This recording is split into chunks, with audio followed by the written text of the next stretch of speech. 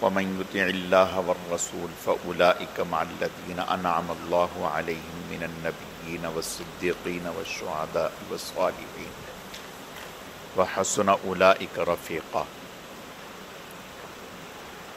صدق الله مولانا العظيم۔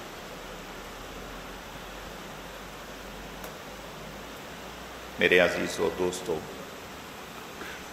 اللہ رب العزت کا بے حد کرم ہے، احسان ہے کہ اللہ پاک نے ہمیں دین سیکھنے، سمجھنے اور عمل کے جذبے سے جمع فرمایا ہے۔ اللہ تعالی ہم سب کے آنے کو، جمع ہونے کو، مل بیٹھنے کو اپنی بارگاہ میں اعلیٰ درجے میں قبول فرمائے، کمی کوتاہیوں کو معاف فرمائے۔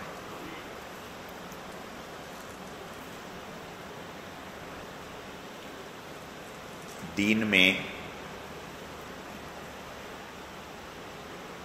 اللہ اور اس کے رسول کے ساتھ جس قدر تعلق مضبوط اور پختہ ہوگا،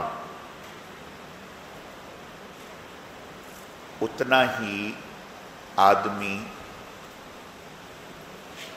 کمزور عقیدوں سے بچے گا۔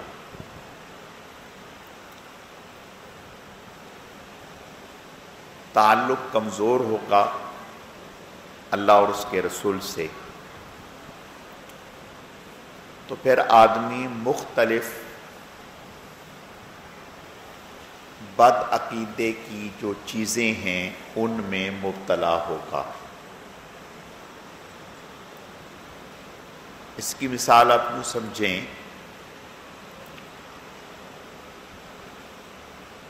کہ کبھی کبھی ایسا ہوتا ہے کہ ہمارا جو کنیکشن ہوتا ہے لائٹ کا مین تار سے وہ لوز ہو جاتا ہے۔ جب لوز ہوتا ہے تو کبھی روشنی آتی ہے، لائٹ آتی ہے، کبھی نہیں آتی۔ تو ہم کیا کرتے ہیں؟ ہم پھر ایسے میں کیسی والوں کو شکایت کرتے ہیں، ہم کہتے ہیں کہ ہمارا تار لوز ہو گیا۔ وہ آ کر کے تار کو ٹائٹ کرتا ہے تو پھر یہ شکایت دور ہو جاتی ہے، پھر مستقل برابر روشنی آتی رہتی ہے۔ اسی طرح اللہ اور اس کے رسول سے جب تعلق ماننے کے اعتبار سے، علم کے اعتبار سے، عقیدے کے اعتبار سے کمزور اور ڈھیلا ہوگا تو پھر باہر کی چیزیں اندر داخل ہونا شروع ہو جائیں گی۔ مثلا آدمی بیمار ہو گیا، کسی پریشانی اور مصیبت میں داخل ہو گیا، اب وہ آزمائش لمبی ہو گئی۔ جب آزمائش لمبی ہوئی تو گھر والوں نے کہنا شروع کر دیا کہ بھی وہ فلاں ہماری خاتون ہماری دوست تھیں، ہمارے تعلق والی تھیں، انہوں نے بتایا ہے کہ وہ فلاں بزرگ کے مزار پر گئی تھیں، انہوں نے وہاں چادر چڑھائی تھی، ان کی مشکل دور ہو گئی۔ تو لہٰذا اگر ہم بھی ایسا کر لیں تو اس میں کیا حرج کی بات ہے؟ یہ ایک طریقہ ہے۔ ہم ڈاکٹر کے پاس بھی جاتے ہیں، علاج کراتے ہیں، تو لہٰذا اگر اس طرح سے ہم کر لیں تو ہماری تکلیف دور ہو جائے گی۔ اب وہ کہتے ہیں کہ بھئی چلو کر کے دیکھ لیتے ہیں، کیا تو فائدہ ہو گیا، فائدہ ہو گیا۔ اب جب فائدہ ہو گیا تو اس کا یقین بن گیا کہ بھئی یہ سب کچھ یہیں سے ہوا ہے۔ اب ذہن میں یہ بات آ رہی ہوگی ہمارے کہ بھی اگر یہ غلط بات ہوتی تو فائدہ کیوں ہوتا؟ فائدہ ہوا تو اس کا مطلب یہ ٹھیک ہے۔ دیکھو میرے بھائی، مشرک جو ہیں حضور کے زمانے میں وہ ہزاروں بتوں کو پوجتے تھے، ہزاروں کو. جو منت ان سے مانگتے تھے وہ کبھی پوری ہو جاتی تھی تو کہتے تھے کہ دیکھا اگر یہ غلط ہوتے تو ہمارا یہ کام کیوں ہوتا. ایک بات سمجھو، اللہ تعالی ہر بندے کو دیتے ہیں، کوئی حلال ذریعے سے لے لے، کوئی حرام ذریعے سے لے لے. چوری کے ذریعے سے جو آدمی لیتا ہے، رشوت کے ذریعے سے جو آدمی لیتا ہے، مل اسے بھی رہا ہے اور دے اللہ ہی رہے ہیں، لیکن اس نے حرام ذریعے سے لیا. اور جو آدمی محنت مزدوری کر کے حق حلال کی کھاتا ہے، دے اسے بھی اللہ ہی رہے ہیں، لیکن وہ حلال ذریعے سے لے رہا ہے. اسی طرح صحت، بیماری، خوشی، غمی، ان سب چیزوں کا مالک اللہ ہے. جب اللہ ان چیزوں کا مالک ہے تو پھر اللہ ہی کے ہاتھ سے یہ ٹھیک ہوتی ہیں. لیکن اللہ تعالیٰ کے علم میں ہے یہ بات کہ اس نے یہ چیز حرام ذریعے سے حاصل کرنی ہے. تو یہ علم کا نہ ہونا، جہالت، عقیدے کا کمزور ہونا، اللہ تعالیٰ اور اس کے رسول کے وعدوں پر یقین کا کمزور اور ہلکا ہونا. یہ ابھی سفر کا مہینہ شروع ہونے والا ہے. ہمارے ہاں، یہ ہمارے ہاں نہیں، حضور کے زمانے سے پہلے سے، یعنی حضور سے بھی پہلے سے یہ مشہور تھا کہ سفر کا جو مہینہ ہے یہ نحوست والا مہینہ. حضور صلی اللہ علیہ وسلم نے باقاعدہ اس مہینے کا نام لے کر کے فرمایا کہ بھئی جو تمہارے ذہنوں میں یہ بات بسی ہوئی ہے کہ اس مہینے میں مصیبتیں اترتی ہیں، وبائیں اترتی ہیں، پریشانیاں اترتی ہیں، حوادثات اترتے ہیں، ناگہانیاں اترتی ہیں، اس کی کوئی حقیقت نہیں. اور عرب لوگ تو اس وقت ایسا کیوں تھا؟ اب ذہن میں یہ بات آ رہی ہے کہ بھئی ایسا کیوں تھا؟ اس لیے ایسا تھا کہ ان کے پاس علم نہ تھا. علم نہ تھا، کوئی راستہ نہیں تھا چلنے کا ان کے پاس. جب راستہ نہیں تھا چلنے کا تو جس نے جو کہہ دیا اس کے پیچھے لگ گئے. آج بھی ہندوستان میں جو مسلمان، بعض مسلمان جو ہندوستان میں رہتے ہیں، ہندوؤں میں ان کا میل جول ہے، بہت ساری باتیں ہندوؤں سے انہوں نے لی ہوئی ہیں اور ان کو کرتے چلے آ رہے ہیں، کرتے چلے آ رہے ہیں. اسی طرح ہندوؤں نے مسلمانوں میں رہ کر مسلمانوں کی بہت ساری خوبیاں انہوں نے اپنا رکھی ہیں. یہ کیا ہے؟ یہ لا علمی ہے، جہالت ہے.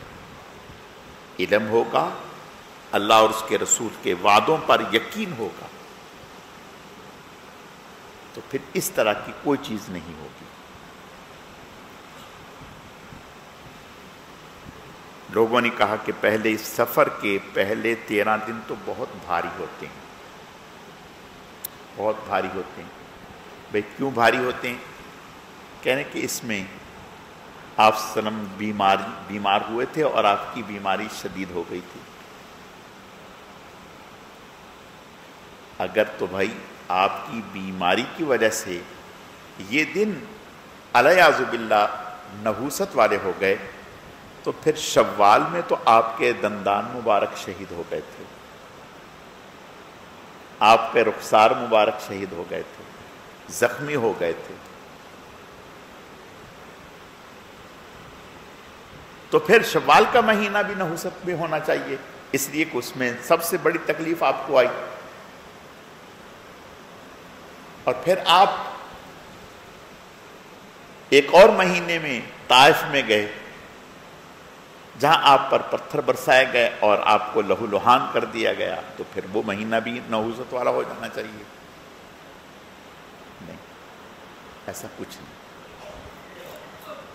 اچھا بھائی، کہہ رہے ہیں کہ اس مہینے میں شادی نہیں کرنی چاہیے، کوئی کام شروع نہیں کرنا چاہیے، اگر کوئی کام شروع کریں گے تو یہ سفر کا مہینہ ہے، صفر ہو جائیں گے، زیرو ہو جائیں گے، یہ جہالت ہے۔ بھائی اس سے بچنے کا کیا طریقہ ہے؟ اس سے بچنے کا طریقہ یہ ہے کہ چنے ابالیں، چنے ابال کر کے ان کو تقسیم کریں، تو پھر آپ اس نحوست سے بچ جائیں گے۔ بہت آسان طریقہ مل گیا بھائی۔ اور بعضوں نے اور طریقے گھڑ لیے۔ یہ کیا ہے؟ جہالت۔ عرب،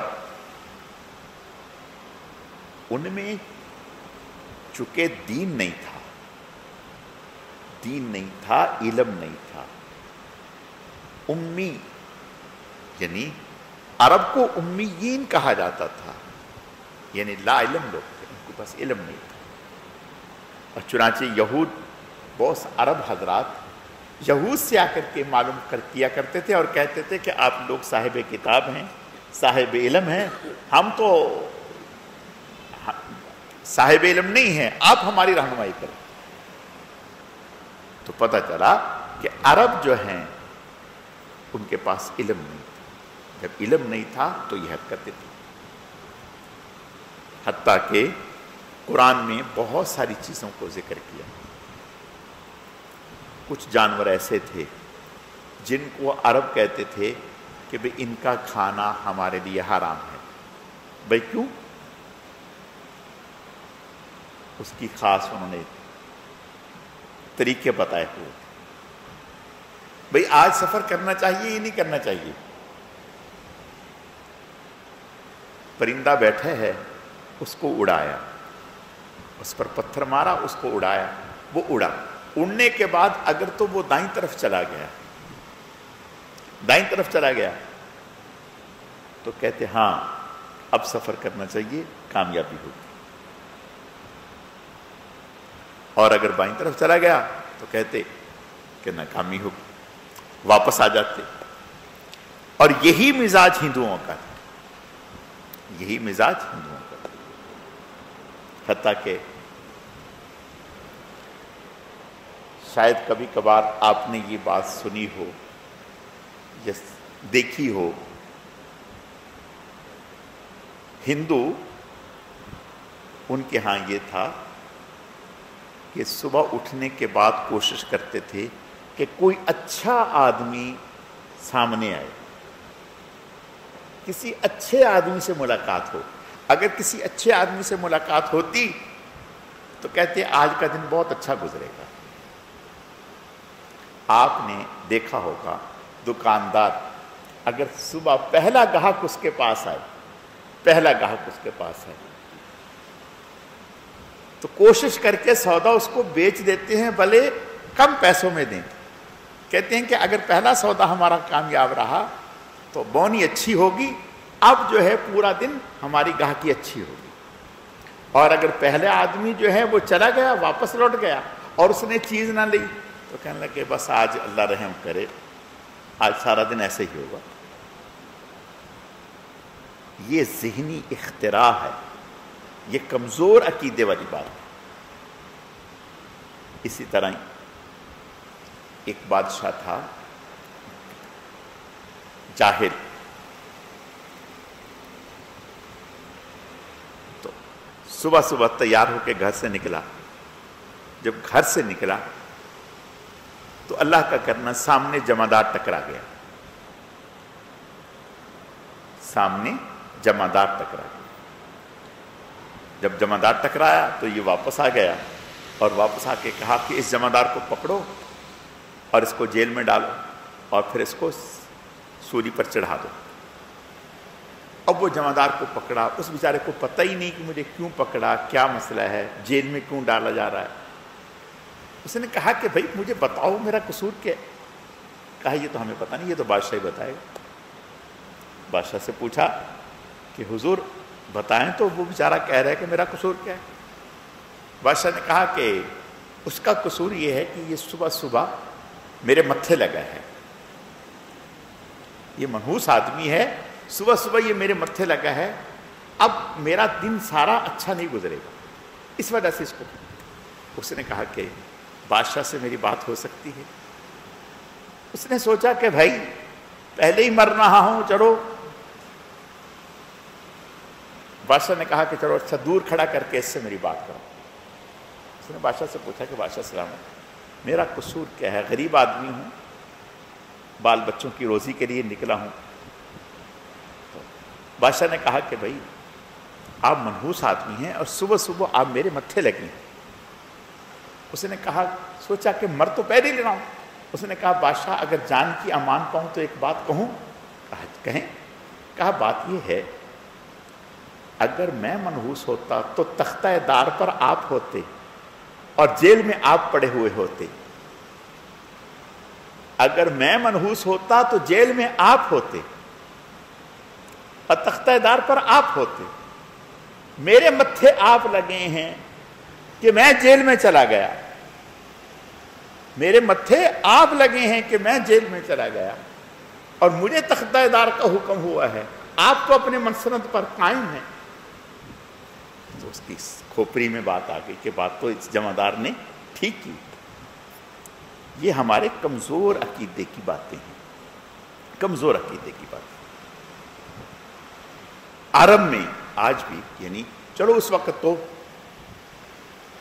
جہالت تھی، آج تعلیم ہے، سب کچھ ہے، لیکن پھر بھی اس طرح کی بد عقیدے کی باتیں ہوتی، اور یہ باتیں عورتوں میں زیادہ چلتی ہیں، عورتوں میں زیادہ چلتی ہیں، مردوں میں کم۔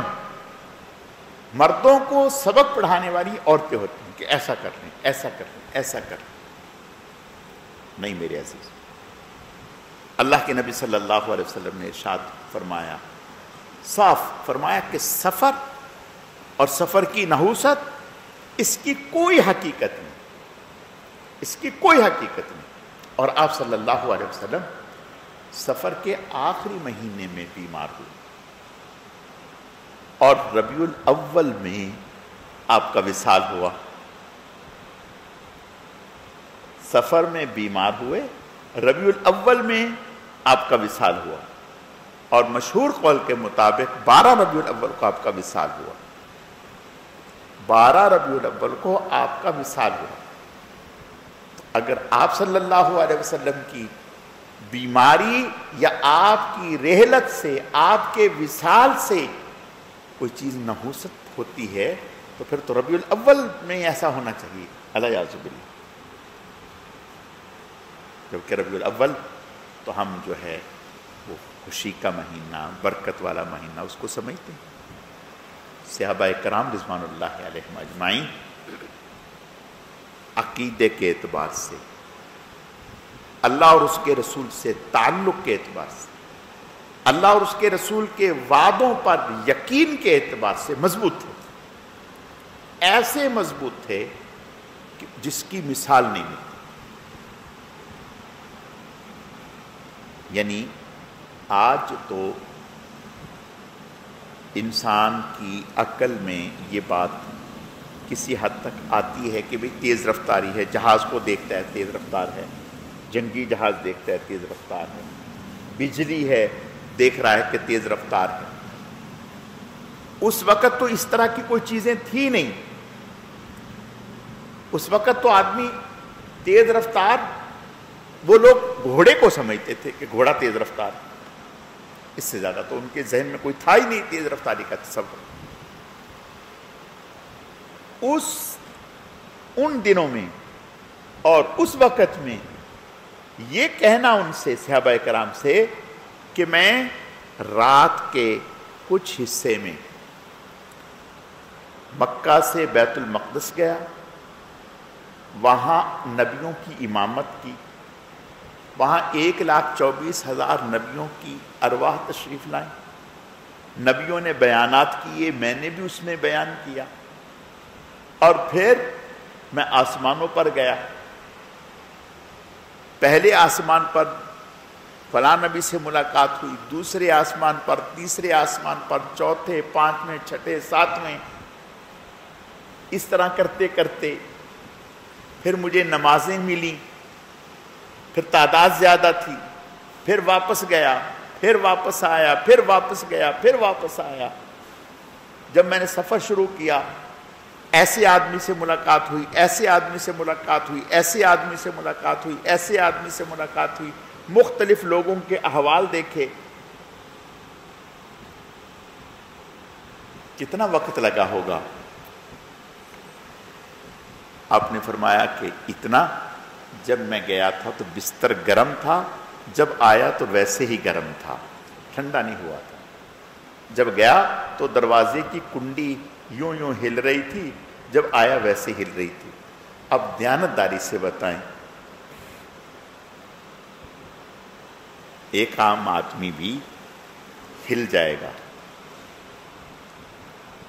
کہے گا ایسا کیسے ہو سکتا ہے؟ جب حضور علیہ السلام نے صحابیہ حضرت ام ہانی رضی اللہ تعالیٰ عنہ کو، جو حضرت علی کی بہن تھی، انہیں بتایا تو انہوں نے آگے سے کہا کہ یا رسول اللہ آپ لوگوں کو یہ بات نہ بتائیں،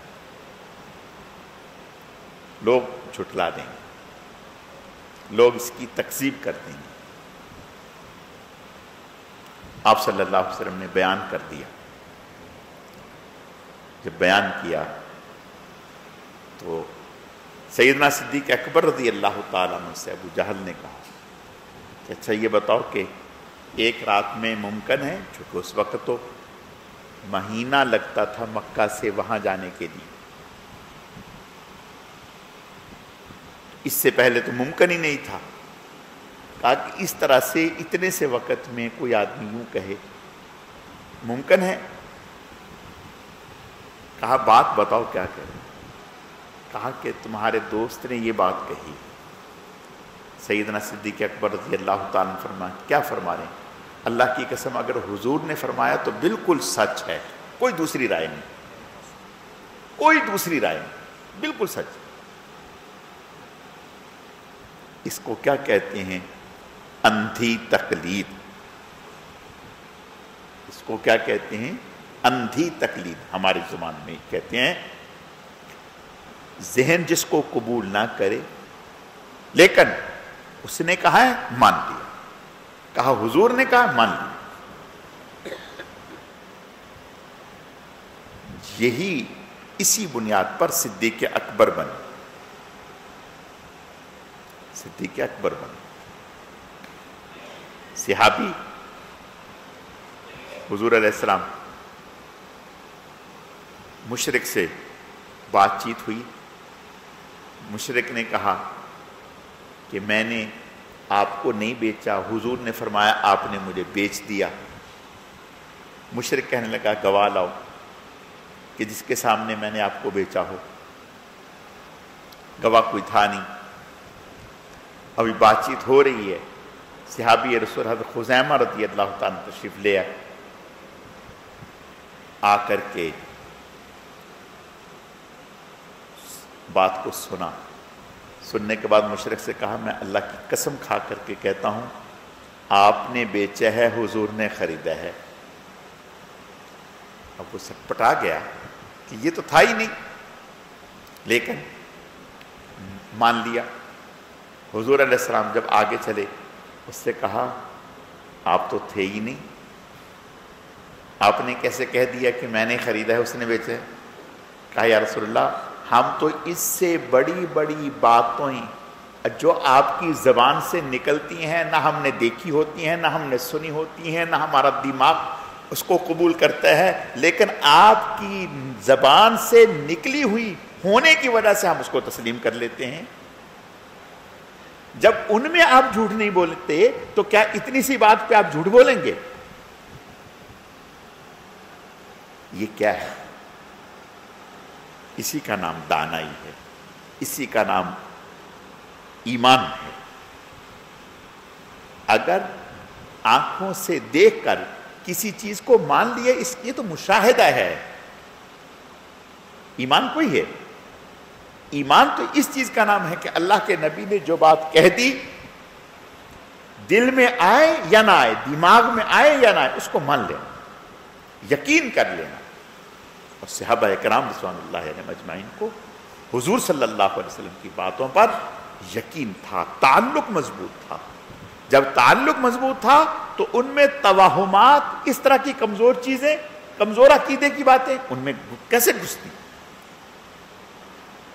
جہاں علم کی کمی ہوگی اور تعلق کی کمی ہوگی، وہاں اس طرح کی باتیں گھسیں گی، وہاں اس طرح کی باتیں گھسیں گی. اور جہاں تعلق مضبوط ہوگا وہاں مجال نہیں ہے کہ اس طرح کی باتیں گھس جائیں.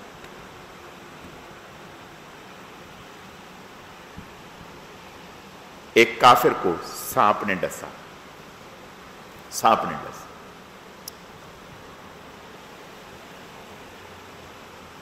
اس جہاں یہ کافر رہتے تھے، ان کے پاس مسلمان گزرے، ان سے کہا بھی ہم مسافر ہیں، ہماری مہمان نوازی کریں. انہوں نے انکار کر دیا، ہم نہیں کریں گے.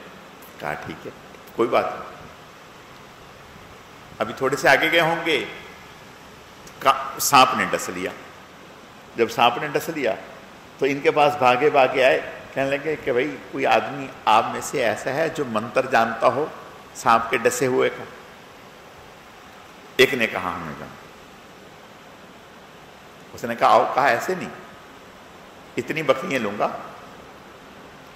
اتنی بکریاں لوں گا، 40 یا 20 کوئی بکریاں تعداد اتنی لوں گا. اس نے کہا ٹھیک ہے، مرتا کیا نہ کرتا. کہا ٹھیک ہے. گئے، سورت فاتحہ پڑھ کے دم کیا، بالکل ٹھیک ہو گیا، بالکل ٹھیک ہو. باقی صحابہ نے پوچھا کہ بھئی آپ نے کیا کیا؟ کہا کچھ بھی نہیں. تو پھر کہا سورت فاتحہ پڑھ کے دم کیا. کہا اچھا. کہا میں نے اللہ کے نبی سے سنا، حضور نے ارشاد فرمایا اللہ نے اس صورت میں موت کے علاوہ ہر بیماری کی شفا رکھی ہے، تو لہذا میں نے اس کو پڑھ کے دم کیا، اللہ نے ٹھیک صحت دے دی. یہ صحابہ کرام رضوان اللہ علیہم اجمعین کا حضور صلی اللہ علیہ وسلم پر، آپ کے ارشادات پر یقین تھا. تو میرے عزیزو، آپ صلی اللہ علیہ وسلم، آج بھی ہم لوگ پوچھتے ہیں کہ بھئی فلاں کے لیے کیا پڑھیں، فلاں کے لیے کیا پڑھیں، فلاں کے لیے کیا پڑھیں. حضور صلی اللہ علیہ وسلم نے ارشاد فرمایا اگر کوئی آدمی صبح کو 3 مرتبہ سورہ اخلاص، 3 مرتبہ سورۃ الفلق، 3 مرتبہ سورۃ الناس پڑھ لے، شام تک اللہ تعالیٰ اس کی ہر موقع پر، ہر جگہ اس کی حفاظت فرماتے ہیں، حفاظت فرماتے ہیں. اب آدمی یقین کے ساتھ پڑھے. ایک صاحب نے ہمارے بڑوں سے کہا کہ اگر کسی کو اس پر یقین ہی نہ ہو، یعنی اگر یقین نہ ہو تو پھر انہوں نے کہا تو پھر یقین کے لیے پڑھ لے. اگر یقین نہیں ہے تو یقین کے لیے پڑھے کہ یا اللہ اس کے پڑھنے کی برکت سے مجھے یقین نصیب فرما. تو اللہ اس کے پڑھنے کی برکت سے یقین نصیب فرما دیں گے. حضور علیہ السلام کا ارشاد ہے، حضور کی بات زبان مبارک سے نکلی ہوئی غلط نہیں ہو سکتی. اتنے واقعات ہیں، اتنے واقعات ہیں. صحابہ کرام رضوان اللہ علیہم کیوں تھے؟ اس لیے کہ صحابہ کرام رضوان اللہ علیہم اجمعین کو حضور صلی اللہ علیہ وسلم کے ارشادات پر یقین تھا، اور علم، یقین. تو میرے عزیزو، آج بھی اگر دو چیزیں اللہ اور اس کے رسول کے ارشادات پر پختہ یقین ہو، پختہ یقین، تو مجال نہیں ہے. صحابہ کرام، حضرت سعد رضی اللہ تعالیٰ،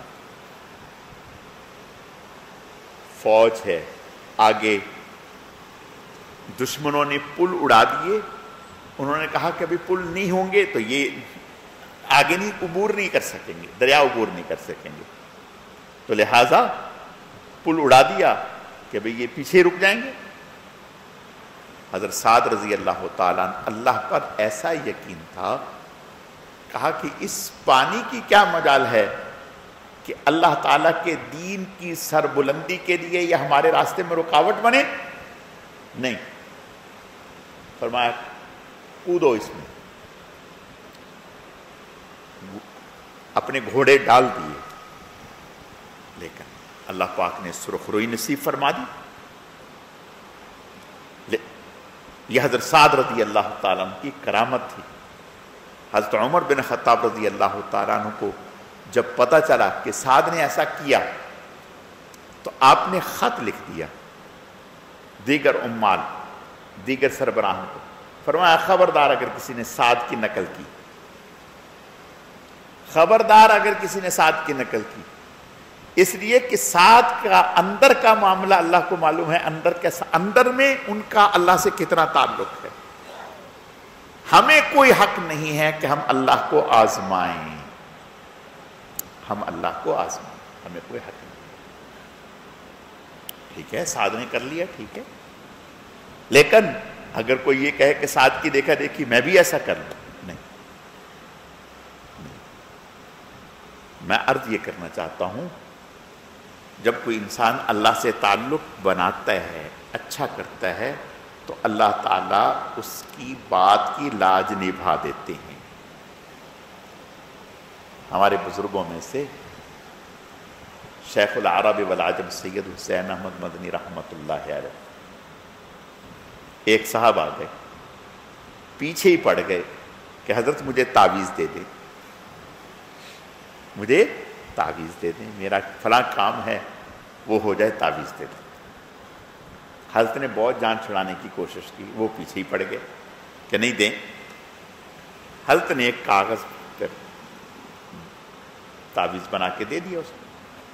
جب اس کو دے دیا تو وہ 15 دن 20 دن مہینہ 1.5 مہینہ 2 مہینے کے بعد آیا اور مٹھائی وٹھائی اس حساب سے اس وقت کے لے کے آیا اور پیش کی اور کہا کہ دیکھا کام ہو گیا میرا. ہنسنے لگے. حضرت نے فرمایا کہ بھائی وہ تعویذ کہاں ہے؟ کہا میرے پاس ہے، اب میں تو بڑا اس کو سنبھال کے رکھتا ہوں. حضرت نے فرمایا اچھا ذرا نکالو. نکالا. کہا کھولو. کھولا. جب کھولا دیکھا، فرمایا پڑھو. جب پڑھا تو اس میں لکھا یہ ہوا تھا کہ اے اللہ، یہ آپ کا بندہ ہے، یہ میرے پیچھے پڑ گیا ہے، میں جانتا نہیں یہ مانتا نہیں، میں جانتا نہیں یہ مانتا نہیں، اب تو جان تیرا بندہ جانے، اب تو جان اور تیرا بندہ جانے. یا اللہ پاک یہ تیرا بندہ ہے، یہ ایک اچھا گمان لے کر میرے پاس آیا ہے اور میں کچھ نہیں ہوں، میں کچھ نہیں جانتا، لیکن یہ مانتا نہیں ہے. یا اللہ پاک یہ میں جانتا نہیں یہ مانتا نہیں، اب یہ آپ کا بندہ ہے، آپ جانے یہ جانے. یہ لکھا اور دے دیا. اللہ نے اس لکھے ہوئے کی لاج نبھا دی. ایک بزرگوں کے بارے میں آتا ہے کہ ایک صاحب آ گئے بیماری کی، انہوں نے کہا کہ بھئی میں فلاں بیماری میں مبتلا ہوں، مجھے دم کر دیں. دم کر دیں. انہوں نے کہا منع کر دیا، جھڑک دیا، جاؤ مجھے کچھ نہیں، میں نہیں. رات کو خواب میں پکڑ ہو گئی تھی. کہا تمہاری کیا اوقات ہے؟ ہمارا بندہ تمہارے دروازے پہ چل کے آیا تھا، تم ہمارا نام لے کے پھونک مار دیتے، تم نے کچھ کرنا ہے؟ نہ تم سے کچھ ہونا ہے، نہ تم نے کچھ کرنا ہے، نہ تم سے کچھ ہونا ہے، یہ تو ہمارے نام کی برکت ہے، تمہارا کیا جاتا؟ اگر تم ہمارا نام لے کر کے اس کو پھونک مار دیتے تمہارا کیا جانا؟ تو بھائی بات تو یہ ہے کہ اللہ کے نام کی برکتیں ہیں، اللہ کے نام کی برکتیں ہیں، اللہ کے کلام کی برکتیں ہیں۔ دیکھو بعض لوگ جو ہیں وہ اس کے قائل نہیں، وہ کہتے ہیں تو خالی اللہ اللہ کرنے سے کیا ہوتا ہے؟ خالی اللہ اللہ کرنے سے کیا ہوتا ہے؟ اس سے تو کچھ نہیں ہوتا جب تک کہ دل پورے طور پر متوجہ نہ ہو۔ یہ تو ٹھیک ہے کہ دل بھی متوجہ ہونا چاہیے، لیکن یہ مطلب نہیں کہ اگر دل متوجہ نہ ہو تو اللہ کے نام کا لینا بے برکت ہے۔ اس نے 2 گالیاں دے دی اس کو، وہ غصے میں آ گیا، اس نے کہا کہ تم جاہل آدمی ہو، میں تو ایک بات تم سے کر رہا تھا اور تم جو ہے مجھے گالی گلوچ دے دی، تم نے آستین چڑھا دی ہے۔ اس نے کہا بھائی ذرا ٹھہر بھائی، زیادہ غصے میں مت ہو۔ کہا کیا ہوا؟ کہا کیا ہوا؟ آپ نے مجھے گالی دی ہے۔ کہا کہ بھائی میں نے لفظ ہی بولے ہیں نا، اور تو کچھ نہیں کیا۔ اگر یہ میرے لفظ جو میں نے دل سے نہیں بولے، ایسے ہی زبان سے بولے ہیں، انہوں نے یہ اثر دکھایا ہے کہ تیرے تن بدن میں آگ لگ گئی، تو بھڑک اٹھا، تو کیا اللہ تعالیٰ کے نام میں کوئی طاقت نہیں؟ حضرت مولانا شیرم گنگوہی رحمۃ اللہ علیہ حضرت فرماتے ہیں کہ اللہ تعالیٰ کا نام کتنی ہی بے توجگی سے کیوں نہ لیا جائے، فائدہ ضرور دکھاتا ہے، اس کا اثر ضرور ہوتا ہے، بغیر اثر کے نہیں ہوتا، جتنی ہی بے توجگی سے لیا جائے۔ خیر یہ تو بیچ میں بات آ گئی، ورنہ میں عرض یہ کرنا چاہتا ہوں کہ جب اللہ سے اور اس کے رسول سے تعلق مضبوط ہوگا، پھر توہمات نہیں ہوں گے، پھر کمزوریاں نہیں ہوں گی، اور جب عقیدتاً تعلق کمزور ہوگا، پھر جس نے جو بات کہہ دی اس کے پیچھے بھاگ پڑے گا۔ اللہ تعالیٰ سمجھنے کی، عمل کرنے کی توفیق عطا فرمائے۔ الحمدللہ رب العالمین والعاقبۃ للمتقین والصلاة والسلام علی سید المرسلین اللہم صل علی محمد النبی الامی وعلی آلہ واصحابہ وبارک وسلم وسلم۔ اللہم لک الحمد کما انت اہل، فصل علی محمد کما انت اہل، وفعل بنا ما انت اہل، فانک اہل التقوی واہل المغفرہ۔ اے اللہ، آج کی اس مبارک مجلس میں جتنا بھی درود شریف پڑھا گیا، اسے اپنی بارگاہ میں قبول فرما، کمی کوتاہیوں کو معاف فرما، اس کا اجر و ثواب جناب رسول اللہ صلی اللہ علیہ وسلم کی خدمت میں بطور تحفہ اور ہدیہ قبول فرما۔ پھر آپ علیہ السلام کے صدقہ اور طفیل سے آپ کے ازواج، اہل بیت، خلفائے راشدین، عشرہ مبشرہ، تمام صحابہ کرام و صحابیات، تمام انبیاء کرام، حضرت شیخ الحدیث رحمۃ اللہ علیہ، ہمارے حضرت جی رحمۃ اللہ علیہ، سلسلے کے تمام اکابر، اسلاف، بزرگان دین، مشائخ اعظام، ہم سب کے والدین، ہم سب کے اساتذہ کرام، پوری امت کو اے اللہ اس کا اجر و ثواب پہنچا دیجیے۔ خاص طور پر یا اللہ پاک اس کا ثواب اسماعیل حنیہ صاحب، اے اللہ ان کی روح کو اس کا اجر و ثواب پہنچا دیجیے، ان کے درجات کو بلند فرما دیجیے۔ فلسطین کے تمام شہداء، یا اللہ پاک ان سب کو اس کا اجر و ثواب پہنچا دیجیے، ان سب کے درجات کو بلند فرما دیجیے۔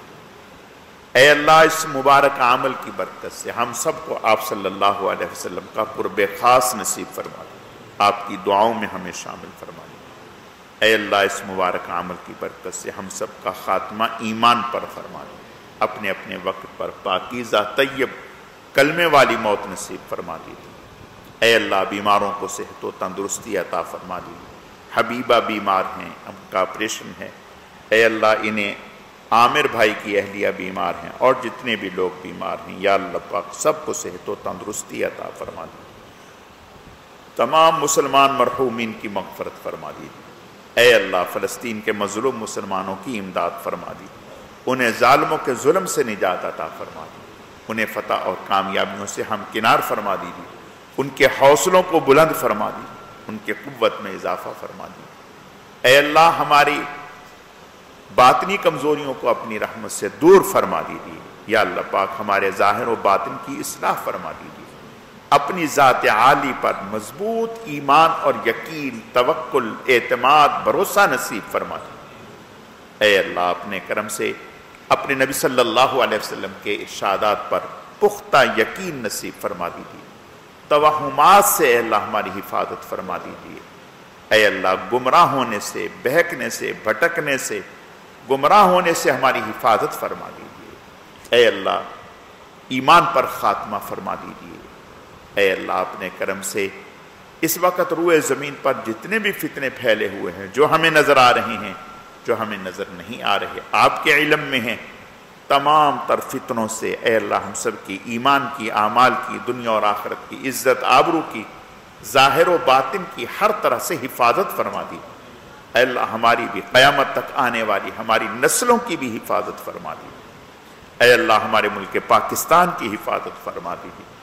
اس ملک میں اے اللہ دینی مدارس کی، مساجد کی، علماء حقہ کی، دین سے محبت کرنے والوں کی، اے اللہ اس ملک میں بسنے والے تمام مسلمانوں کی ہر طرح سے حفاظت فرما دیجیے۔ ہمیں اچھے نیک صالح حکمران اور قیادت نصیب فرما دیجیے۔